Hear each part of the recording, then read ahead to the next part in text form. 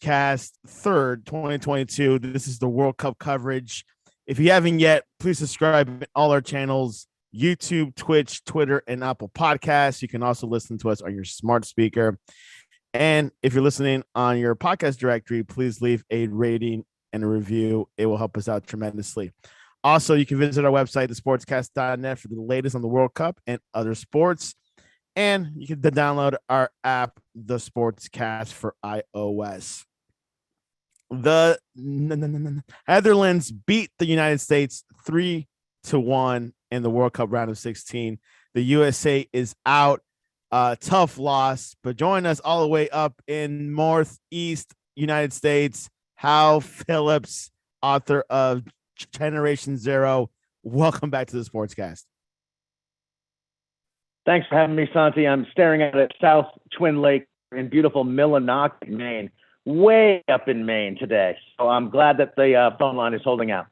Do you think you might be the only guy in that area that watched the game today? Not the case. I watched it with 24 people in the Blue Ox pub. It was a spirited and lively group. And at 2-1 in the second half, things got even sort of positive, but that didn't last long enough, I'm afraid. Well, the game was from off the start. Christian Pulisic in the beginning, in the early part of the game, had an opportunity to go ahead, but blocked by the keeper. But in the 10th minute, Memphis Depay scored early in a tactical play. Some say is put together by LVG. Uncovered, which pretty much all the goals that were scored by Holland, they were unmarked. All the strikers were unmarked. Your thoughts over the match, Hal Phillips? Well, I'm struggling to sort of process exactly how tired our guys were. It's possible that the first goal and the second goal were the result of fatigue. I don't think I've ever seen Tyler Adams trailing striker Ty was on that first goal by so much. He didn't even seem to by the fact that he was trailing him by every. Usually Tyler Adams overtakes a fellow like that or gets back into the, but it seemed remarkably casual, especially for so early game. So that goal was more or less given away because we just didn't try to get back through the midfield into the box. A striker, no less. That was a bummer. And the second goal was almost a carbon copy, and at that point, who was recalcitrant in his mark. I'm not sure what reasons were for this, Santi. In terms of the tracking, it just wasn't there. But on the other hand, we weren't in a game like this all tournament that we controlled with, a surety for so long, and another team tried to counter us with some vigor. The English really didn't have that opportunity. The Dutch did it today with such efficiency. It was pretty impressive to see them, basically just pick off 2 goals and the only 2 scoring chances they had in the first half, and that just took all the life out of this team. It was sad to watch, and I'm trying to struggle. I'm struggling with just how much they toyed with us and whether they were just fortunate. I mean, what was your take? Yeah, we look pretty tired. I really do think the Iran match really got us out of it. Louis van Gaal, we can't forget about him. Very tactful, very experienced manager in world football, coach for Manchester United. He did coach Holland a couple years ago as well, and he had a young squad he can work with, and he pretty much he exposed our backline. How he really did, and we had no answers. And the worst part, we did not. We were not able to handle them, to catch up from it, and also learn from that. That's fair. I don't feel like Tim and Walker Zimmerman in the middle of the field were called out, as people like to say. I do feel like on the first goal, Tyler Adams has to be tracking back closer than that. That's a striker running down the middle of the field on a slow developing play, a counterattack with a whole lot of quickness to it. That was unfortunate. These things happen. And so early in the match, it's hard to say that Tyler Adams was tired. And in fact, I don't think I've ever seen Tyler look tired, especially so early in a match. Later in the match, later in the first half, I think you can say that was a bit knackered and couldn't track back the way he should have. It's difficult, Santi, to pin anything on this group. They've played very well. But I think that we talked about this last time. You have three generals in midfield, and then you have Robinson and Dest on either side of them. That is this team in a nutshell. The two center backs are what they are. The three attackers above them are what they are. But the heart of that team is those five guys. And they have put out an extraordinary amount of mileage in this tournament. And it could be that we just ran into fatigue against a very good team. But I will submit that Holland never looked troubled by us. That goal might have changed things in the first 10 minutes if Pulisic had managed to slip it by the keeper, but he did not. And from that point forward, they just waited around for us to exhaust ourselves and then countered effectively. And they did twice in the first half. And when we, pulled the goal back, went out and scored within 5 minutes. So I'm afraid we were a bit toyed with today, and it feels not great.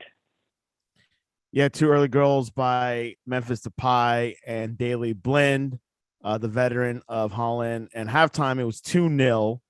And then at the second half, around it was the 76th minute, a little bit in the middle of the second half, Haji Wright luckily scored. The ball hit his foot, I will have to say, and gave us some hope there. Was 2-1.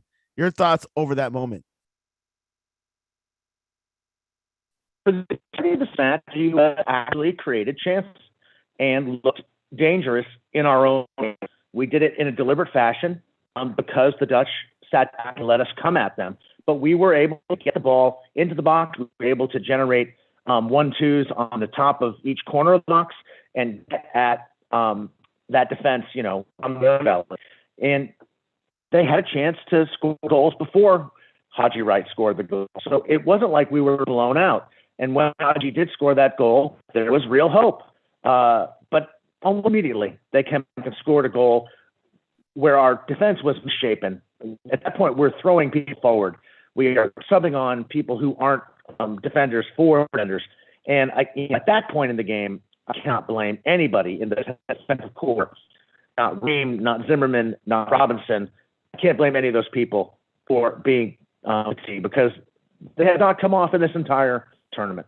And they have sold out trying to get back into this game. Finally did, and was left alone coming in from the outside. It was interesting, I think, to point out that all of these goals were scored by trailing attackers.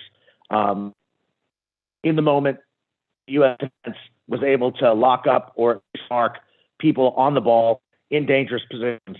But the midfield and the flanking players who are responsible to trail back and mark people who were coming late to the play, just didn't happen today. I can't say that it happened over and over. I know it happened 3 times, and every time the Dutch converted. This is a veteran team. They didn't make any mistakes. We're not a veteran team. We had plenty of opportunities to match those 3 goals, and we didn't get it done. We were beaten by a better team today. You hit the right word, flanks. How Louis van Gaal was just quoted a few minutes ago says USA didn't adapt. They didn't adjust. We made our tactical plan based on targeting the flanks. Did he? So I'd love to know more, because I think that Dest and Robinson are prime targets for that kind of tactical move because they are so aggressive in their own right going forward. And that certainly wasn't the case on the first goal, but Blind did beat Robinson on the second goal. And it's one thing to be, targeting the flanks and exploiting them. But once that ball's crossed in, you have to have a unit defending as a group and following everyone back into the box. And on the first 2 goals, that just didn't happen. The third goal, Dumfries' goal, that came from a wide position. The ball was played on, and they just had more attackers in the box than there were defenders.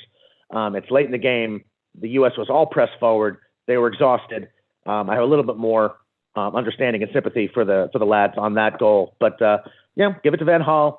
They never. I mean, you tell me, Santi. That team that we played today never looked troubled. We controlled the entire first half of that game. They didn't touch the ball for the first 4 minutes of the game, but they don't mind.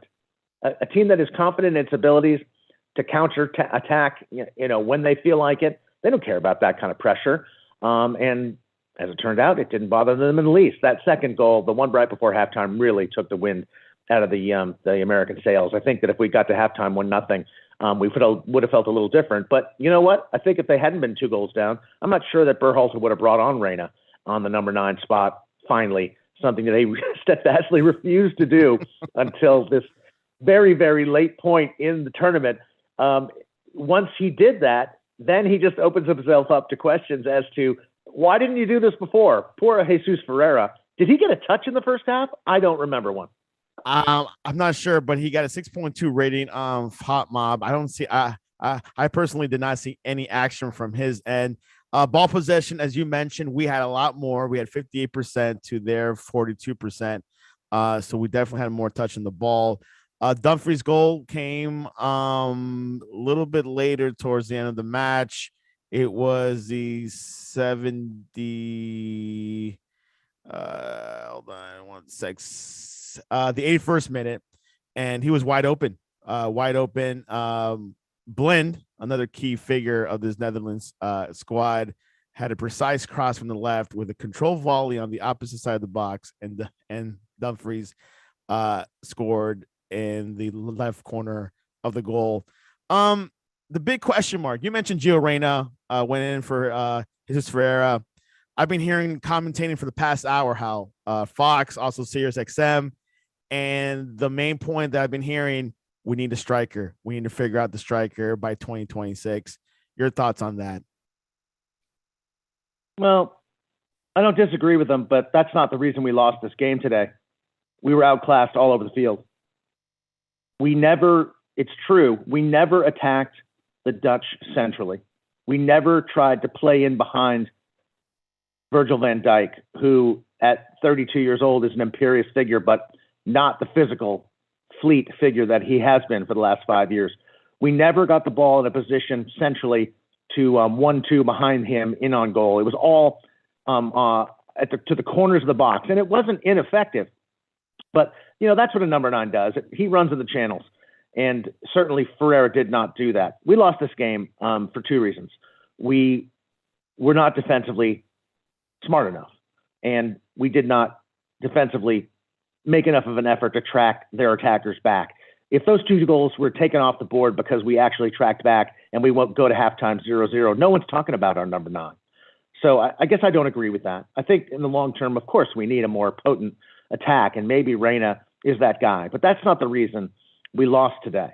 I think more generally, the reason we didn't defend the way we had defended for the first 3 games of this match, of this tournament, I should say, is that we relied on basically a 5-man unit, the 3 midfielders and 2 flanking fullbacks, to basically be both our offensive engine and our defensive,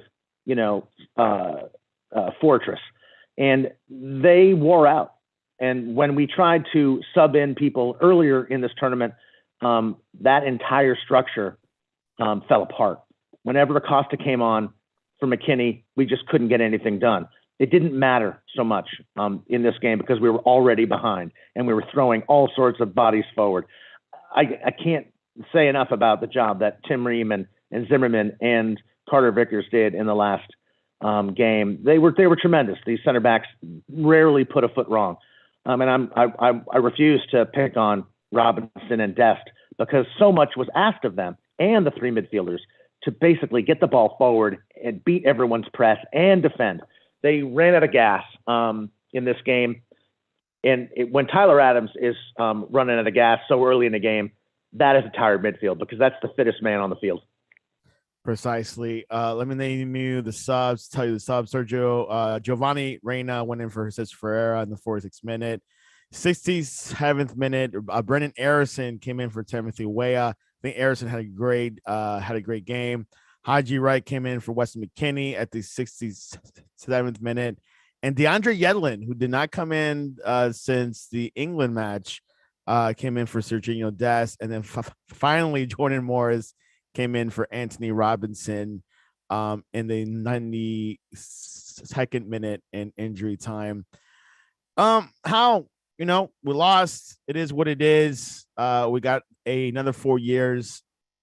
But overall, what were your thoughts over the U.S. in this tournament? Did it meet your expectations, or did it exceed, or did it underperform? I think they met my expectations.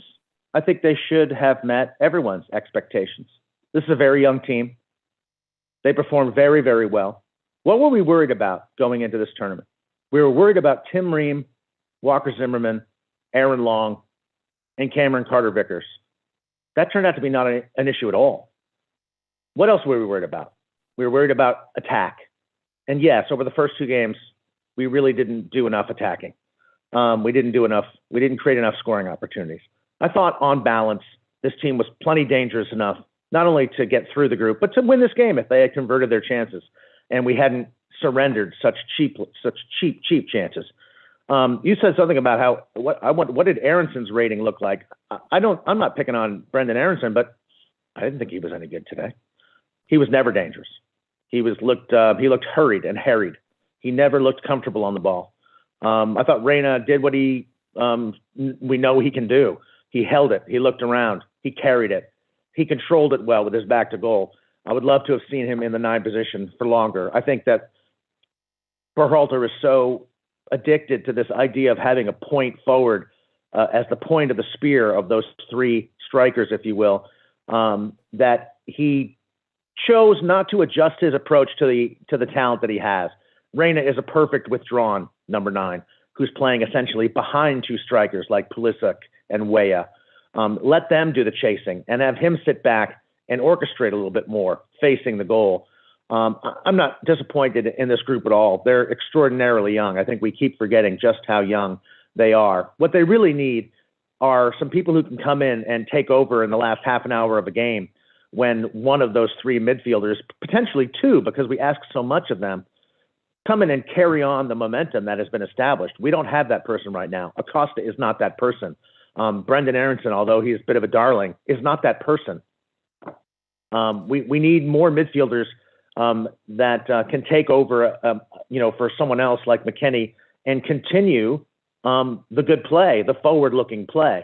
We don't have that person, and a lot of national teams don't. A lot of the drop-off when you see guys come in the middle of the field for national teams of quality aren't as good as the starters. That's almost a definitional situation. But what they do is they amend their tactics when they make those adjustments. They don't just say, hey, you should be Weston McKennie now that he's gone off.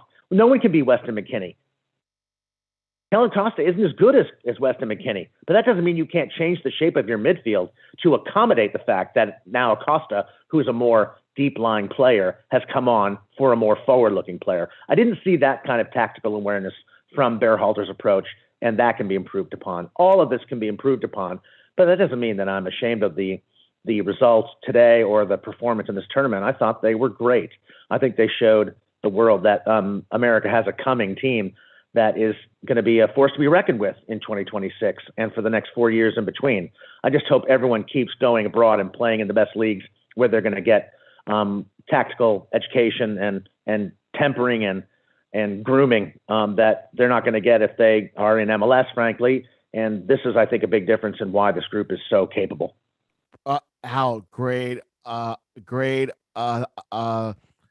take on that. Really great take on that. And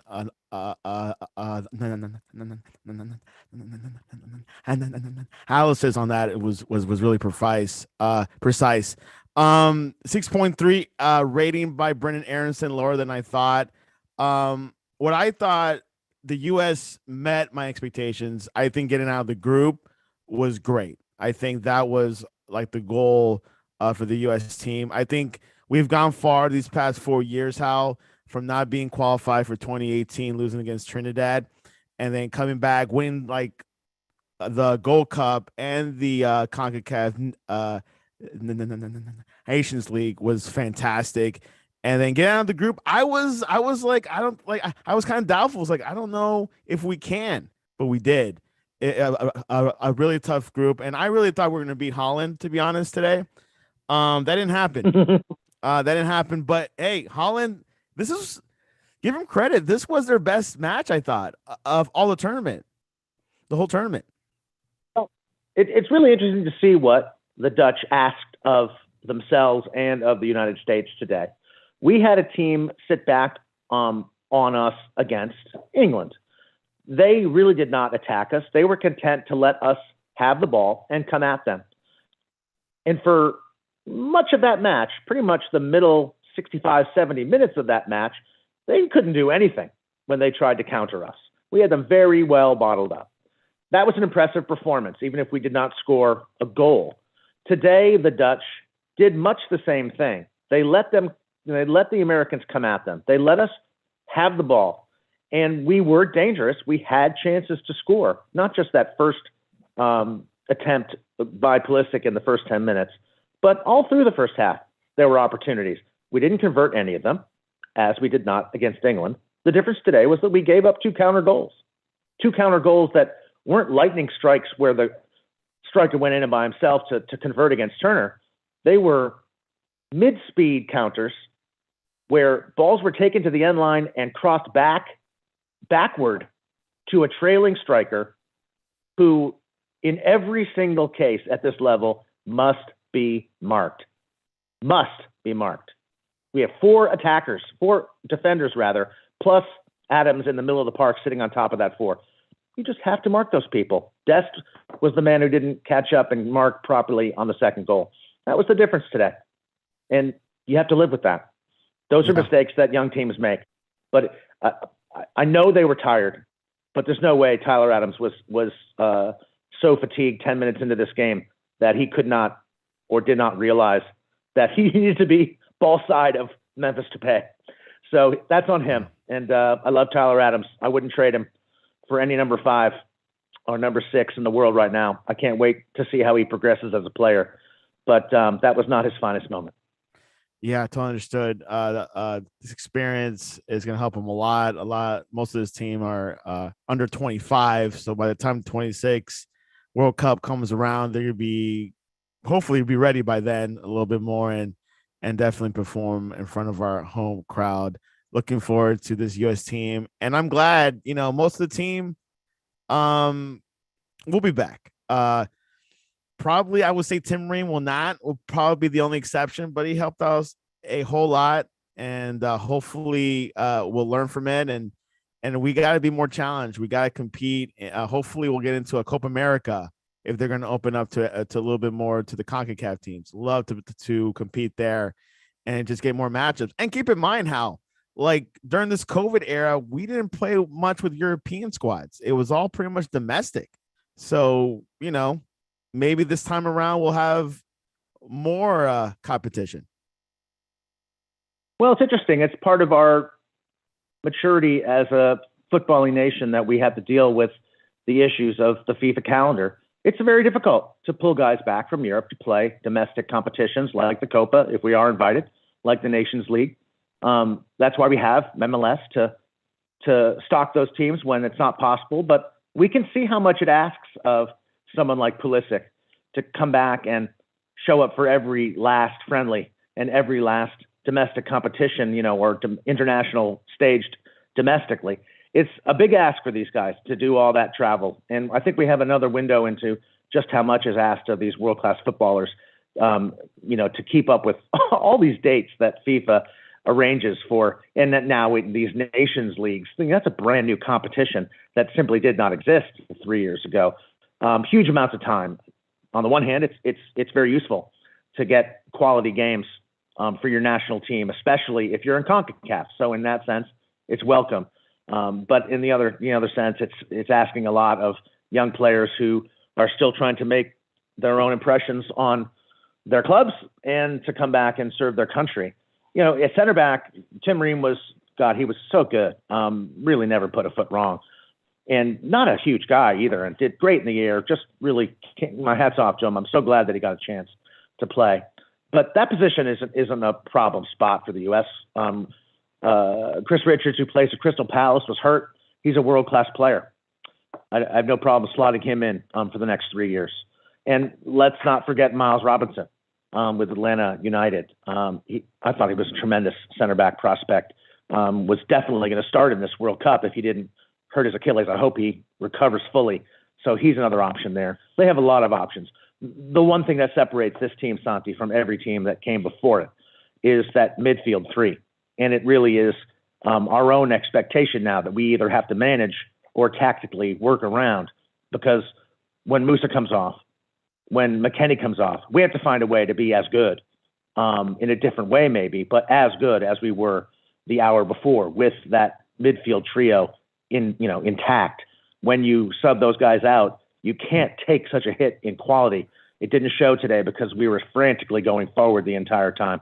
But that's what the challenge will be for this team and for Berhalter or whomever is coaching this team going forward. It's going to be very interesting to see if they keep him. It's tough to coach 2 cycles in a row. I was going to ask you that. Do you think we should have that conversation now, or let's wait a few weeks? Or do you think Berhalter should be out, or maybe get someone else? I don't think that Berhalter should be out. I don't think that the Federation or Berhalter should listen to soccer Twitter and these idiots who called for his ouster every time Gio Reyna didn't play enough minutes. It was a ridiculous conversation and showed off the immaturity of our nation in the soccer context. But I think if Berhalter has a brain in his head, he will step aside, because I think next 4 years are going to be very, very difficult to follow on for a guy like himself. He should take this performance, which I think was very good, and see if he can get himself a job, abroad or maybe back in MLS, and give someone else a chance. I think on the other hand, he's probably looking at this as the opportunity of a lifetime to coach this team in 2026 at home, where they really could do some great things. I think if he's smart, he won't push that, because 2 cycles is too many for World Cup coaches. They very rarely do it, unless we're talking about Croatia, where that guy has been there forever. And I think he coaches elsewhere. It's not a full-time job, but I could be wrong. I don't know what's going to happen, Santi. I don't really want Berhalter there for 2026. I think he's done a great job, but we've seen the limitations of his tactics and his substitution, and I'm not sure that we can afford to grow with him in that way. But the Federation certainly can't be disappointed with the way this team performed and the way he led them. And I guess we're obliged to point out that when he did take over this team, they were a bit of a mess. He should be given credit for blooding 40 guys.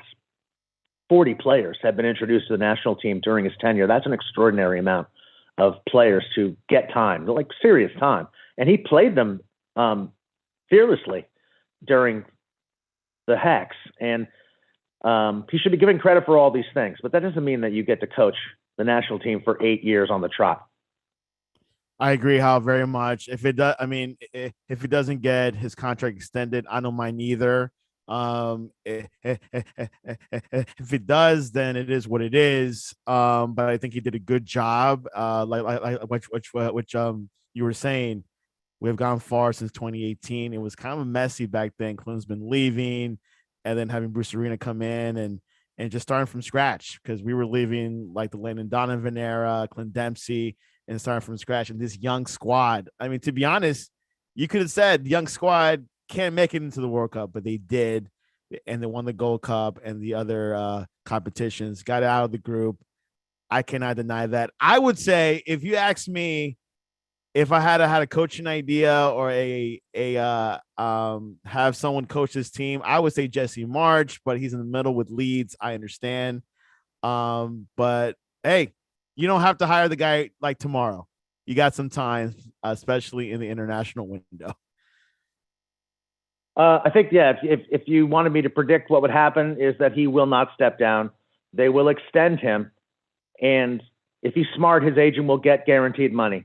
Because 2 years from now, when Jesse Marsh has run his course at Leeds and gets fired, Berhalter's job will, you know, essentially be handed to him or to someone else. They'll wait for Berhalter to make some misstep and change that spot and give Marsh or someone else enough time to shape the team to his liking ahead of 2026.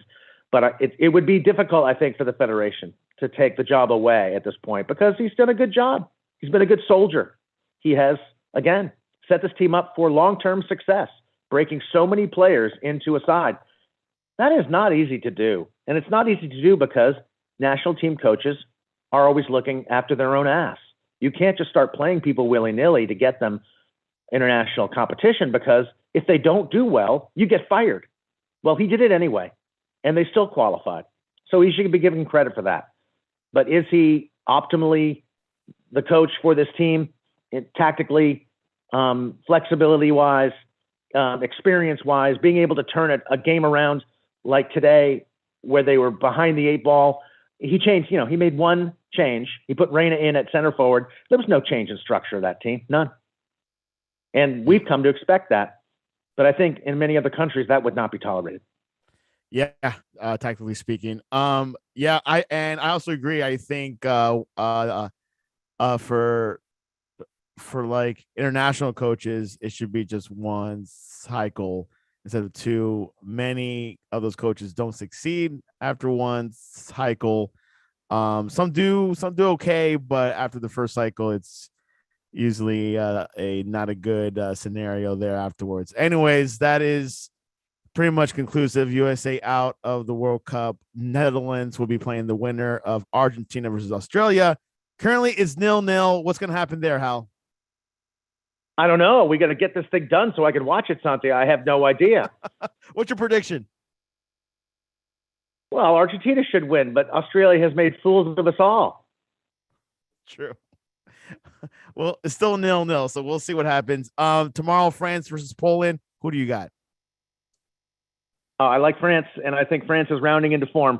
Good teams in this tournament get better as tournaments go on. This was the best game the Dutch played so far, for example. So another example of I'm taking the favored Frenchmen. They should do well against Poland, who have not enough punch to keep up. And then finally, England versus Senegal, the team that we didn't want to play, but maybe we probably hope we did after all. I would have gladly played Senegal as opposed to the Netherlands, but no one asked me. I like the English in that game too, but Senegal is a very, very good team. They're very athletic. They're gonna run at the English, and they're finally going to get a chance to counter a side that runs at them with some real initiative. And I think the British will actually do very well there. They have a lot of great attacking talent. Think about when we play the English, what did Saka do in that game? Zero. Did Sterling even get a touch? I mean, that's how good defensively we were in that game. And we were just as good in the Iran game. Not today, though, alas, because our defense, which is the last thing anyone worried about going into this game, was not good enough. Yeah, I think we were out of gas, like Hal said. Hal, what is the best way to reach you online, and also the way that people could get your book, Generation Zero? Well, Generation Zero is available at Amazon and Barnes and Noble. We haven't talked about it, but I have a really fun companion site for the book. It's at www.genzero.halphillips.net. Do pick the book up. It is the perfect gift for that soccer freak on your list. The World Cup and the holiday season, they merge this year. People complain about the Winter World Cup. That's true. It's a little awkward, but Generation Zero would be a great gift for everyone on your list. The paperback fits neatly into any stocking, Santi. That too. That's a good point. Also, you can reach us at thesportscast.net and our Twitter, thesportscast1.